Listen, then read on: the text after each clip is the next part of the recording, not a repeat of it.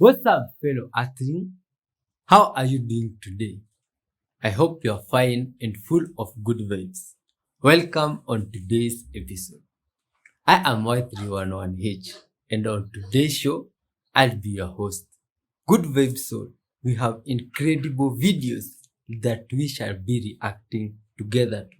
With you, my friend, and with your help of leaving your thoughts and your perspectives of these videos down below, we will be able to spread our message of love and peace to the whole world together. Hit that like button, and if it's your first time, subscribe, my friend, and join us on spreading good vibes to the whole world. In this show, Child of God, we always read from a good vibes book, the Manual of Human Beings, the Guide of Life, a book full of wisdom, my friend. We read from this book not because we are extremely holy, my friend, or worthy before than any other human beings, but because we know it is full of wisdom and can help us in our lives. Today, this is what it says. Mark 12:30. Love the Lord your God with all your heart and with all your soul and with all your mind and with all your strength. The second is this: love your neighbor as yourself. There is no commandment greater than this. Interesting. Love your neighbor like you love yourself. That's what you're always speaking about here. And loving the God with all your mind. Let's talk with this God so that you can ask for their guidance in reacting to these videos. Let's do so together kindly. Dear Lord Father, full of love and kindness, thank you, dear Lord, for this chance to be alive and to be together with your beautiful child here, today's viewer. Dear Lord, we are grateful for that. We come before you today in the name of your Son, Jesus Christ. We ask for your guidance through reacting to these videos, Father. Help us to spread love and peace together with your child here. And through these videos, Father, may you bless their hearts. May you interact with them, Father, and give them a wonderful experience. Be merciful to this viewer and forgive them all their sins, Father. Uplift their souls and guide them in your paths. In your holy name, Jesus Christ, we do pray, trusting and believing. Amen. Let's dive in, child of God. Good vibes. Post behind me with 41,000 likes raises an interesting question. Why is the United States one of only 2 countries to vote against making food a human right? And that's especially odd considering that, according to the latest numbers from the UN World Food Program, the United States contributed more than half of all funding to the World Food Program. So countries that voted against making food a human right actually contributed more money to providing food than countries that voted for making food a human right. And I think we're in a situation where some countries want to talk about food being a human right, and other countries spend their money to provide food for people who need it. In 2017, when this vote was held, the United States issued a statement explaining why they were voting no. In the explanation, the U.S. points out that the right to food is already recognized in the UN Declaration of Human Rights. So re-acknowledging the right that's already established doesn't seem to serve a lot of purpose. And the resolution doesn't just say everyone has a right to food. It has over 50 numbered paragraphs and dozens of paragraphs that aren't numbered that recall and reaffirm and acknowledge many other documents and principles. It's like how in the U.S. legislature a bill might be titled the Do Good Things Act, but then the provisions of that bill might do completely unrelated or bad things. Just because you title your resolution something, that doesn't mean that that is just or only what the resolution does. The U.S. explanation points out that the UN resolution talks about pesticide usage, technology transfer, intellectual property, and trade-related issues, saying that the resolution suggests that states have particular extraterritorial obligations arising from a concept of a right to food. I think that's a reference to paragraph 29 of the resolution, which stresses that all states should make every effort to ensure that their international policies of a political or economic nature, including international trade agreements, do not have a negative impact on the right to food in other countries. So basically, every country, when considering any international economic or political decision, needs to ensure that it doesn't negatively impact any other country's right to food. So if the United States wanted to make a trade agreement with Argentina, we would have to check with every other country in the world to see if our trade agreement with Argentina negatively affected anyone else's right to food. That really doesn't seem reasonable. The last point I'll discuss, the U.S. explanation says that they regret the resolution contains no reference to the importance of agricultural innovations. And I think that's an important point because the UN resolution does talk about the importance and positive role of small subsistence farmers. In paragraph 9, the resolution recognizes the importance of small and subsistence farmers and peasants in developing countries. Paragraph 21 discusses the commitment to developing in conjunction with the indigenous peoples concerned and where appropriate policies, programs, and resources to support indigenous peoples' occupations, traditional subsistence activities, economies, livelihoods, food security, and nutrition.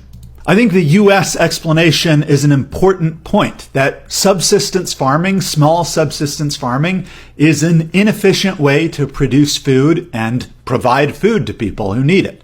Subsistence farmers, by definition, barely make enough food to support themselves. So if you were serious about trying to move away from hunger, you would not be stressing the importance of subsistence farming. You would be focusing on agricultural innovations to produce more food. And the resolution doesn't do that at all. Instead, it's focusing on producing less food through small subsistence peasant farming in poor countries. So to sum it all up, 1, the resolution is superfluous. Food is already recognized as a human right by the UN. 2, the resolution has a lot of extraneous details and unrelated documents and policies that it supports. 3, the strategy of the resolution supporting subsistence farmers doesn't seem relevant or like a good idea. So I think the United States was right to vote against food as a human right. I think it's kind of a deceptive title, and I think it's important to recognize that the United States is doing more than any other country to fund food for people who need it, rather than just focusing on negative headlines like, the U.S. doesn't support food as a human right. When in reality, yeah, we do. It's already a human right at the UN, and we fund programs to give food to people who need it. Thanks for your time. What the hell is that?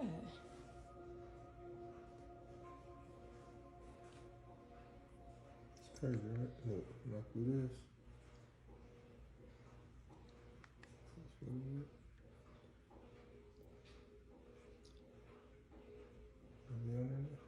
No.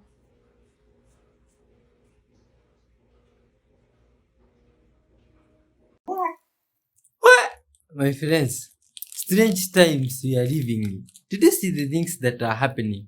Can TVs be spying on people? It's crazy stuff. Now there's that issue with the food thing, that some countries voted on whether to make food a human right or not. First of all, myself, I think there should not have been this voting process. Why should people vote if food should be a human right? Honestly, good vibe source. Food. Would you be okay if your neighbor does not have food and it's okay and no one can provide food for them? Good vibe source. Love your neighbor the way you love yourself. That is what we are always talking about here. This thing has really surprised me. I'd like to hear your thoughts on all these issues. Do you think those countries that voted no? What is your say about it? Let's continue watching and hit that like button. The more I think about it, you can't really get pregnant by accident. There is no by accident. It's that you just didn't want to. We all know what it takes to get pregnant. We know the steps and the actions that have to take place in order to produce a child. And we also all know the preventative measures that typically should be in place. If the preventative measures aren't in place, the actions still take place, you are probably going to be pregnant. A man isn't just accidentally sticking his thing in you and accidentally, like, you.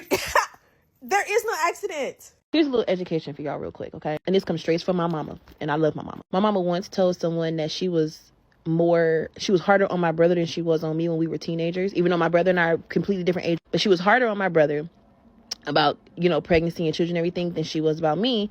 And someone tried to shame her for that. She said, no, I was harder on my son. And they said, why weren't you hard on your daughter? She said, I was hard on her, but I was harder on him because while my daughter can only have one baby a year, my son can have as many kids as he wants to with as many women as he wants to because he doesn't have to carry the baby. She said, I would rather have one baby in my house than 13 child support checks. And that got me to thinking. Why we so hard on the girls? She can only have one baby a year. Be on them boys. That's how you end up with people who are ghetto twins. Like, yeah, get on these boys. Get them together. That's the type of boy mom I like. I'm about to share the metaphysical reason why women expect men to have money when they approach them. Now, before y'all get y'all panties all up in a bunch, let me make sure you understand who I am and the perspective that I'm speaking from. My name is Dr. Kamisha. I'm a metaphysical psychologist, and I've been teaching metaphysics for the past 10 years. So this perspective is not coming from somebody that's hurt, somebody that's bitter, somebody that's angry at men. It's coming from the perspective of universal law and universal principles.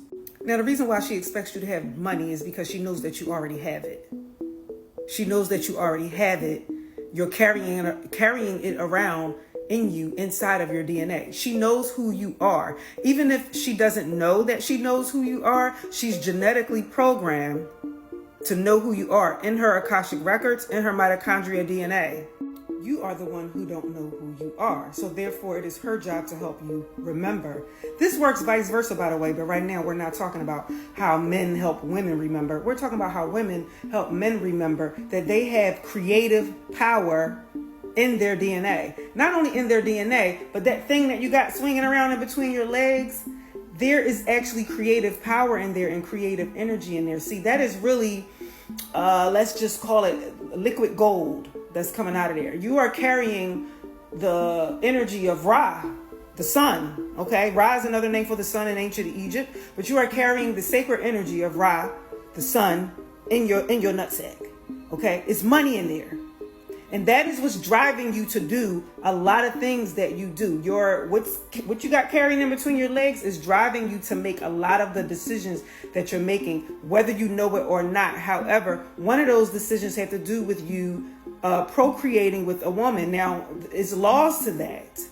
And the laws are embedded in nature all over the place. So the woman, unconsciously or consciously, is programmed to follow those laws. She's following the law of the freaking eagle. She's following the law of the penguin. She's following the law of the snake. She's following the law of the bird. Anything in nature that's showing us that the masculine has the duty to perform or actually show that he has the ability to create before he can mate with her, that is embedded in her DNA.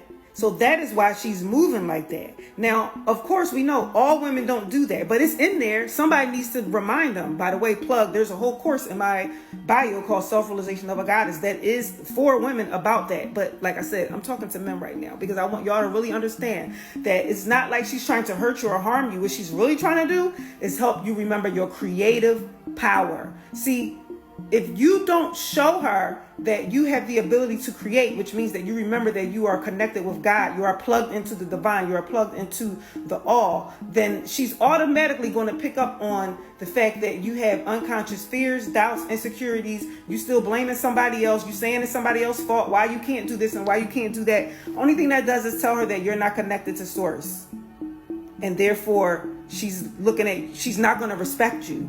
Even if she give up the yam, she low-key ain't gonna respect you. And now you laying with a woman that don't even fully respect you, which the last video that I made was about what happens when you do that. I hope that made things clear for you. Peace. I obviously can't run because I'm blind. If you guys thought this video was cute, you should see the full video. I'll put it in now. Okay. Should I Just and no. you'll come and get me straight away.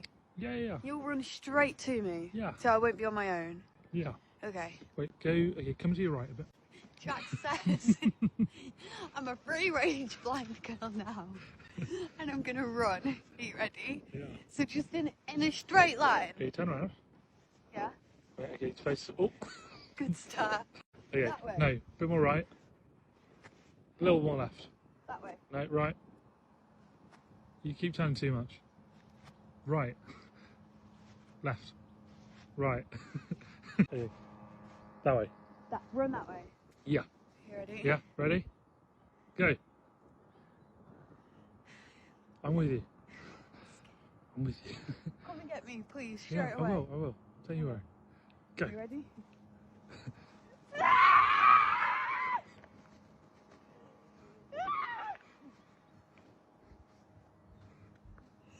I'm the king of the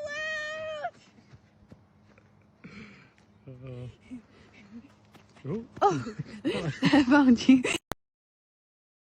Wow, good web source. That's just a wonderful interaction.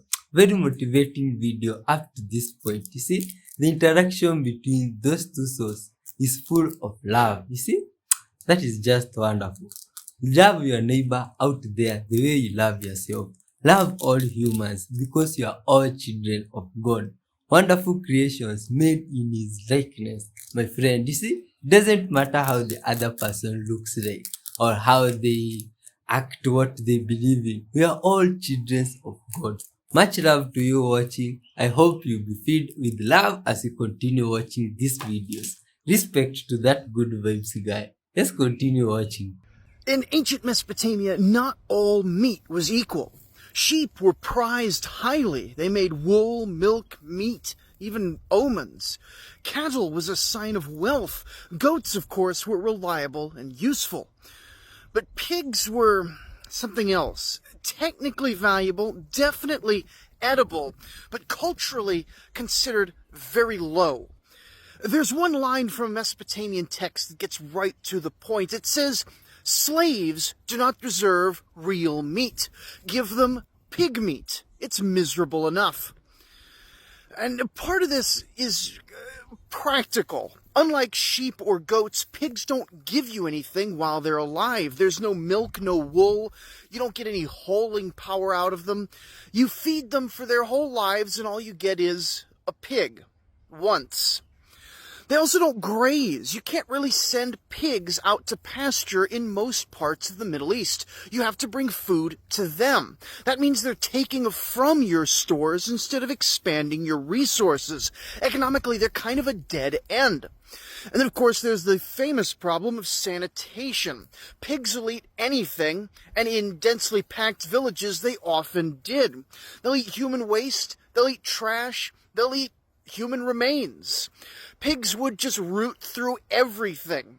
It's useful in a way, but it's kind of gross by the standards of a society that saw purity and pollution as part of the cosmic order, as sort of the world's first sanitation theory. And finally, there's the taste. It's not that there's anything wrong with the flavor so much, but the association. It's long been quietly known that the meat which tastes closest to pork is human meat. Of course, I wouldn't know, but the desperate people of the ancient world, who far more often lived at the edge of starvation, they knew. The early dynastic Sumerian cities saw pigs fade from the record almost entirely. They didn't go extinct, but they were very much marginalized.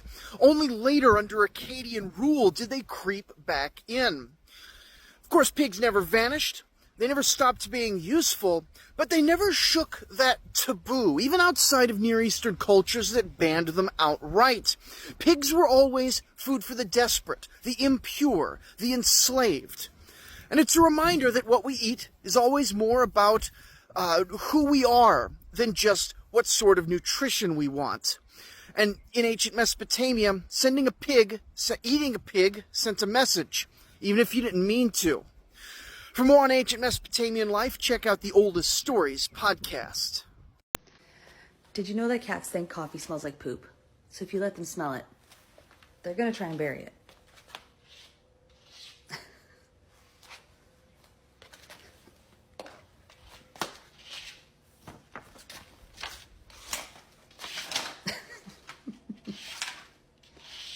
See what your cat does. Did anybody else know that in 2021 the UN voted to make food a basic human right and only 2 countries voted against it? America and Israel, of course, the biggest haters of humanity on earth.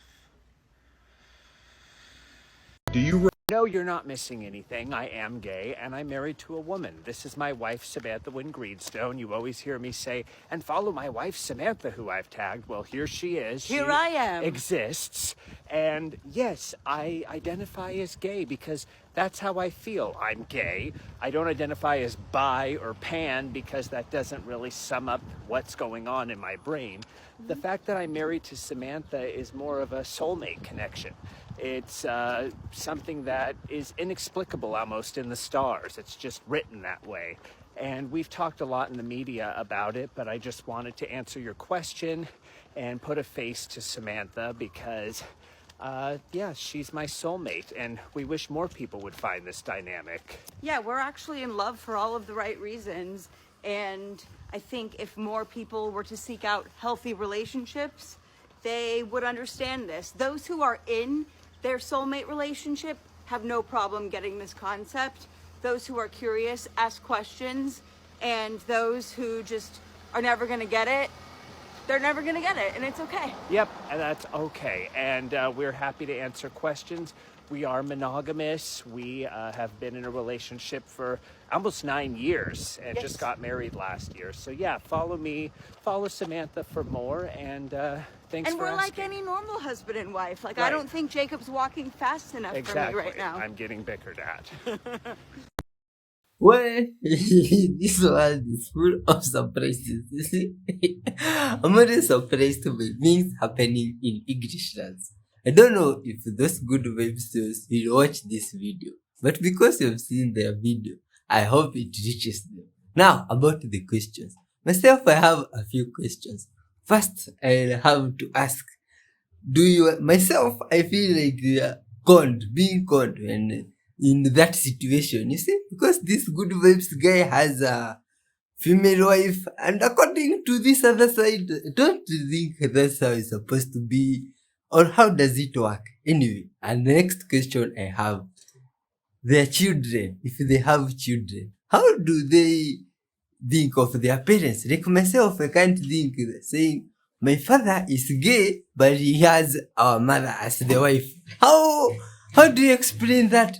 I think also the children might be confused there, but that's my own opinion. You tell us what you think about it, and good vibes sauce. Let's keep on watching. Strange things happening. What if something actually happened in 2012 and you just don't know about it? So I've recently been doing some traveling and I've gotten in touch with some individuals, specifically scientists. 2 specific scientists, I'm not going to list their names out to the public. They have requested that their names not be revealed. But they used to work for CERN, okay? And this is where things get really interesting. They used to work at a place called Fermilab back in 2012. They were specifically part of the series of Minos experiments, okay? And they were actually part of the last Minos experiment that took place in 2016. Now, they were actually there when the LHC announced the first discovery of a Higgs-like particle back in 2012. Now, this is where things get interesting because they stated that they worked with somebody named Eliezer Rabinovici. Now, have you ever wondered to yourself, who owns CERN, right? Who runs CERN? Who's the CEO, etc., etc.? Well, here's the interesting thing, right? The CERN Council is actually the highest decision-making body for CERN. They're responsible for the administration's scientific, technical, and administrative matters. So they're actually making the decisions for CERN, okay? And here's a really interesting part about this, is because Rabinovici himself was actually president of the CERN Council from 2022 up until now, where they chose a new president. Rabinovici is an Israeli physicist. That should tell you enough. But this is where things get really fucking interesting, okay? Because they just unloaded a whole shitload of information on us. Will Smith has done something I have never seen any other famous person do. And he just started doing it on his recent interviews.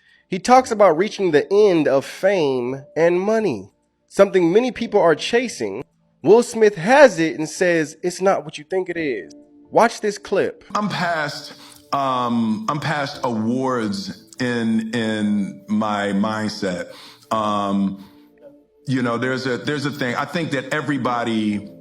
I wish that everybody could have everything they dream. Right. To realize that that's not it. Right. I've said before, like people talk about rock bottom. That when you hit rock bottom is when you'll make a change. Yeah, like people say in rock bottom in life. Yeah, rock bottom in life. Right. Yeah, but yeah, it is like people say it in AA talking about rock bottom. Mm-hmm. But there's a corresponding place that I call cliff top. Right? Like you could be too high. Where you get so high that you realize literally none of the stuff can make you happy. Right. After you can get to the end of the material world. You get to the end of money. You get to the end of, you get to the end of fame. You have so much and then you like go off of a cliff into the same kind of abyss that you'd be scared of slipping into at rock bottom. Right. Where life loses all of its ability to sustain and please you. Right. And then the only thing that's left, the same thing at rock bottom, the only thing that's left at cliff top is you have to find what you're actually looking for, and what you're actually looking for is you. You're looking for you. You're running around. Right? When you like a woman and you like being with a woman, it's because you like how you feel. Right. You like what's happening inside of you. When you have money, it's like, yeah, it's cool to buy things, but it's not the money. You like how you feel inside. Right. It's unleashing a feeling inside. And at rock bottom and at cliff top, what you have to learn how to do is generate that feeling without anything external. So Will Smith is talking about reaching the end of money, reaching the end of fame, reaching the end of intimacy. What a lot of people are chasing right now. He's pretty much saying you come to a point where nothing else matters. And ladies and gentlemen, that's the point where many people turn to God. Now, I've only seen it happening as far as rock bottom. I've never seen anyone come out rich and as famous as Will Smith is and say, nothing's there. But here you have Will Smith telling us nothing's there. Now, why is that? Because many people have a void and they're chasing to fill that void, but that void will never be filled with anything else except the Holy Spirit of God. And that's purposely done. Your soul has a hole. A dark space that nothing else can fill. But the enemy will try to distract you and confuse you and make you think that entertainment can fill it. Make you think that your goals can fill it. Make you think that money can fill it. Houses, cars. Things are nice. But none of that stuff is going to fulfill that hole that's in your soul. Only God. And I pray for even Will to come into further submission to the Lord. For him to truly be filled and find what he's actually looking for. Amen. God bless.